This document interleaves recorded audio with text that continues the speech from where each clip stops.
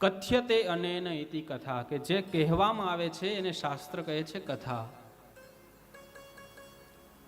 કહેવામાં તો ઘણું બધું આવતું હોય, પરંતુ જે શબ્દ, જે વાત, જે વાણી, જે મન આપણું પરમાત્મામાં જોડવાનું કાર્ય કરે એને કથા કહેવાય. લૌકિક વાતો થતી હોય તો કંઈ મન આપણું પરમાત્મામાં ન લાગે, લૌકિક કાર્યમાં લાગે. કંઈ આયોજનની વાતો ચાલતી હોય, આયોજન થતું હોય અને એમાં આપણે વાતો કરીએ તો એના દ્વારા આપણું મન છે તે પરમાત્મામાં ન લાગે.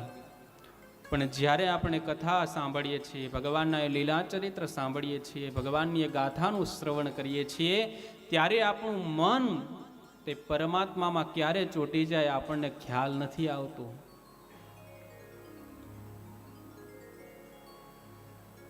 કથા છે તે જીવન માટે ખૂબ ઉપયોગી છે.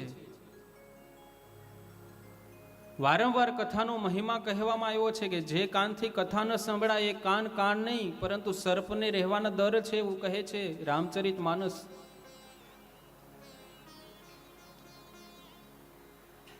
માટે આપણને આવો અવસર મળ્યો છે કથા શ્રવણ કરવાનો, ત્યારે